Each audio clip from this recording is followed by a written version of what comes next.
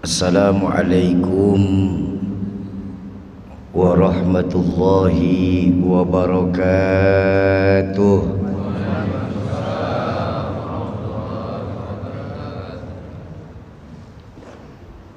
Alhamdulillahilladzi wa kafa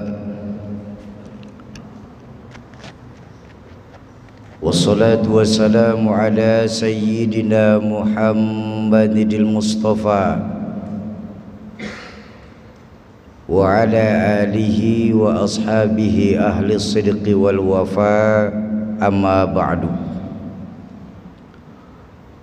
Hadratul mukarramun, para alimul ulama, para masyayikh, segenap tengku,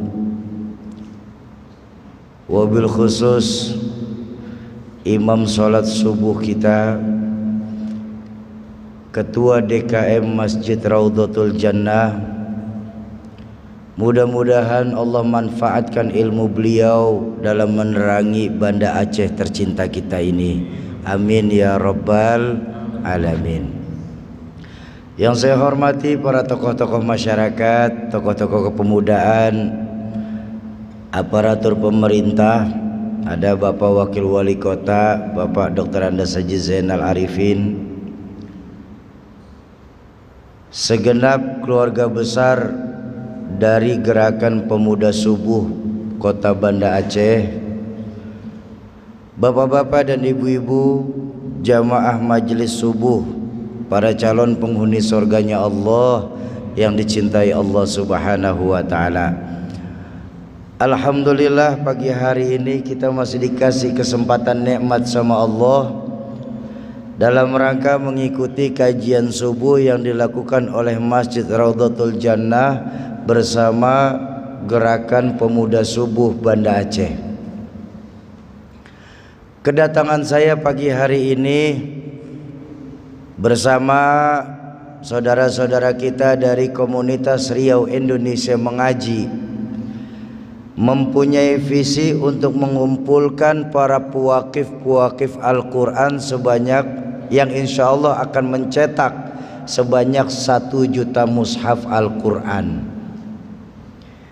Dikarenakan suka atau tidak suka, Indonesia akhir-akhir ini memang sedang mengalami darurat Al-Quran. Saya punya guru Al-Mukarram Kiai Haji Syarif Rahmat.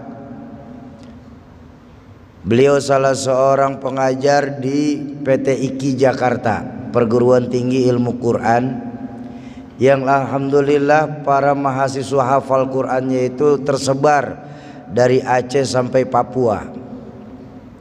Satu hari beliau bikin penelitian, tapi hasil penelitian ini tidak berani beliau sebarkan ke khalayak ramai. Tapi dikasih tahu kepada kami para murid-muridnya itu apa? Bahwa dari 100% penduduk Islam yang ada di Indonesia ini, tidak lebih dari 52% saja orang Islam di Indonesia yang bisa membaca Al-Quran. Dari 52% penduduk Islam yang bisa membaca Al-Quran, tidak lebih dari 30% saja yang mampu membaca Al-Quran secara tartil. Artinya tartil apa? Benar tajwidnya, fasih makhrujul hurufnya.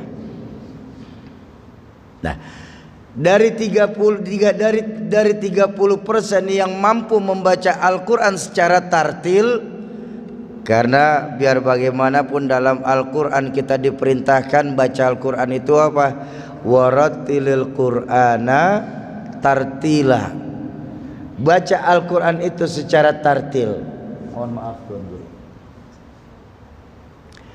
Dari 30% penduduk Islam yang mampu membaca Quran secara tartil, ternyata tidak lebih dari 12% saja yang mampu menerjemahkan Al-Quran secara keilmuan, baik ilmu tafsir, baik ilmu hadis maupun ilmu alat.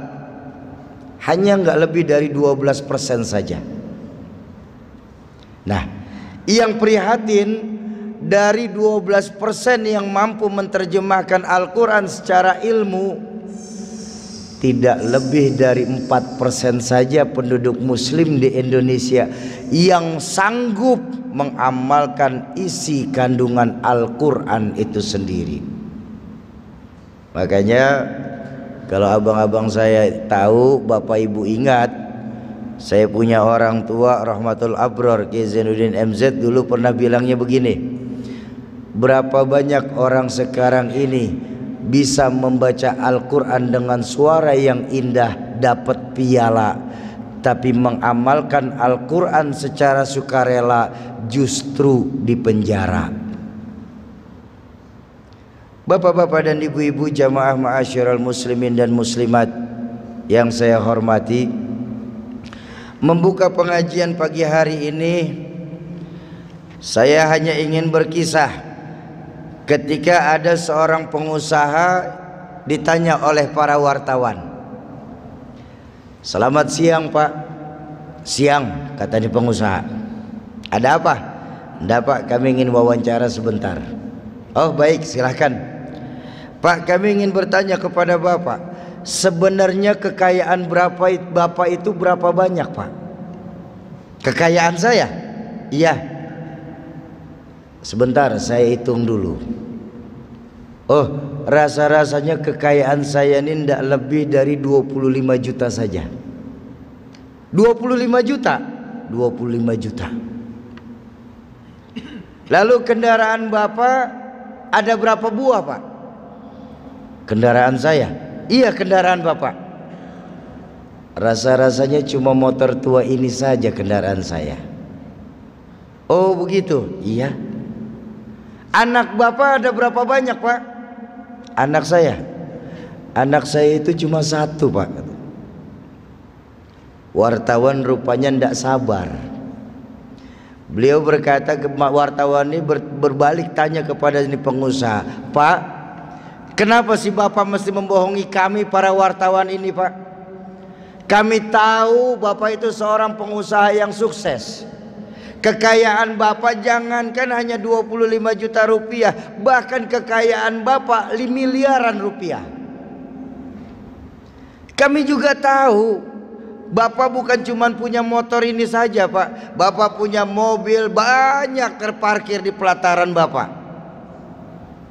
Dan kami pun paham Pak, anak Bapak itu bukan cuma satu tapi 4. Kenapa Bapaknya bilangnya kok cuma satu ini? Kok tega Bapak ini nggak mengakui anak keturunannya sendiri?" Seraya berkaca-kaca mata nih pengusaha, sambil tersenyum getir nih pengusaha berkata, "Pak wartawan, mungkin Bapak benar. Kekayaan saya memang miliaran rupiah. Tapi buat saya pribadi, rasa-rasanya harta yang saya keluarkan untuk di jalan Allah ini ya baru 25 juta ini Pak. Sementara sisa harta saya yang miliaran itu akan jadi rebutan ahli waris saya Pak." Bapak juga tidak salah bahwa kendaraan saya ini memang banyak, bukan hanya motor, mobil segala macam jenis mobil saya punya. Tapi rasa-rasanya kendaraan yang mampu mengantarkan saya ke Raudhatul Jannah ya cuma motor ini saja Pak. Dan Bapak juga nggak bakal salah, anak saya memang 4, tapi buat saya sendiri rasa-rasanya yang bakal jadi penerus cerita pelanjut sejarah, belahan jantung, anak soleh yang mendoakan orang tuanya saat meninggal dunia ya cuma satu ini Pak. Bapak Ibu, kenapa pagi hari ini saya buka dengan prolog cerita ini? Karena maaf sekali lagi saya minta maaf, bisa jadi pengusaha ini adalah diri kita, atau justru nanti kita akan seperti pengusaha ini Pak. Bukankah akhir-akhir ini, mohon maaf sekali, kalau bicara jujur, akhir-akhir ini kita di Aceh ini lebih sering memikirkan bagaimana hidup enak, tapi lupa mempersiapkan mati nikmat. Hidup enak perlu, mati nikmat jauh lebih penting, Pak. Bukankah Imam Al-Ghazali pernah mengajarkan dalam satu riwayatnya, apa yang diajarkan Imam Al-Ghazali saat itu? Imam Al-Ghazali berkata, ini dunia, ambil yang kau perlu, nikmatin yang boleh. Sebisa mungkin kita orang Islam jangan sampai gagal di dunia. Bayangkan, luar biasa ajaran Islam. Sebisa mungkin jangan sampai kita orang Islam ini gagal di dunia. Tapi kalaupun kita masih gagal di dunia, jangan khawatir Bapak Ibu, abang-abang saya. Kita kan masih punya akhirat. Betul apa betul? Artinya apa? Jangan cara kita mencari dunia sampai menghancurkan akhirat kita. Al-Quran mengajarkan kepada kita, walal akhiratu khairul laka minal, bahwa akhirat jauh lebih utama daripada dunia beserta isinya, Pak.